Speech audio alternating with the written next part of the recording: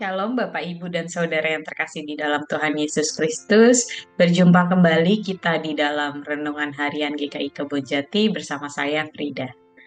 Mari kita bersama-sama mengucap syukur kepada Tuhan karena penyertaan Tuhan di dalam kehidupan kita sampai saat ini. Baik, Bapak Ibu dan Saudara yang terkasih, tema kita pada hari ini adalah seperti apa doa saya? Tema yang bisa kita jadikan juga sebagai sebuah pertanyaan refleksi bagi kita. Mengapa tema doa kembali diambil untuk direnungkan pada hari ini? Karena minggu kemarin saya menyiapkan bahan tentang doa untuk kelas katekisasi. Dalam masa menyiapkan bahan tersebut, ada hal yang menarik untuk kita ingat bersama-sama. Mari kita lihat apa yang perlu kita ingat ketika kita berdoa. Tema tentang doa tentu sudah sering kita mendengar dan membahasnya bersama-sama. Terlebih lagi, kita sebagai seorang Kristen, doa itu dikatakan seperti nafas kehidupan kita. Kalau kita tidak berdoa, kita akan digambarkan seperti orang yang akan kehilangan nafas.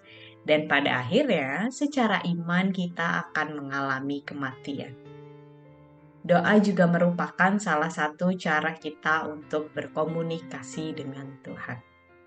Penjelasan-penjelasan kecil tentang doa tersebut secara tidak langsung mengingatkan kepada kita bahwa apapun yang sedang kita hadapi saat ini, baik itu sukacita, duka cita, kesukaan, kesedihan, apapun itu, Tuhan mau kita berdoa kepadanya. Tuhan mau kita berbicara dan bercerita kepadanya.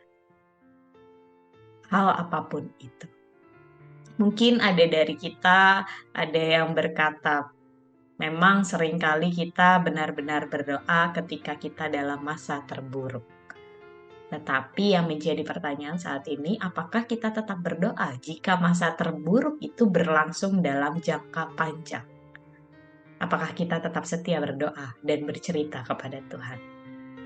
Salah satu contoh, atau mungkin dua contoh, yang pada saat ini akan kita dengarkan memperlihatkan seseorang tetap berdoa kepada Tuhan apapun yang terjadi di dalam kehidupannya.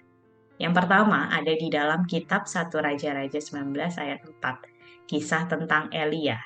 Di ayat tersebut dikatakan bahwa tapi ia sendiri pergi ke padang gurun sehari perjalanan dan duduk di bawah semak-semak. Lalu ia berharap mati. Ia berkata, "Cukuplah. Sekarang ya Tuhan, ambillah nyawaku, sebab aku bukan orang yang lebih baik daripada nenek moyangku." Atau juga ada kisah tentang Yakub. Ketika dia menerima banyak tantangan, Ayub marah dan mengutuki hari kelahiran. Akan tetapi ketika mereka merasakan kemarahan, kekecewaan, kesedihan, dan bahkan membuat tantangan-tantangan tersebut membuat mereka depresi dan meminta hal yang terburuk sekalipun, Tuhan tidak membiarkan mereka. Dan pada akhirnya kita bisa melihat di akhir cerita bahwa mereka bisa bangkit kembali dari keterpurukan. Mengapa mereka bisa bangkit kembali? Karena ketika mereka merasa marah dan kecewa, mereka tetap meluapkan itu kepada Tuhan. Mereka berbicara kepada Tuhan apa yang mereka rasa. Ada hubungan intim yang telah dibangun oleh kedua tokoh ini.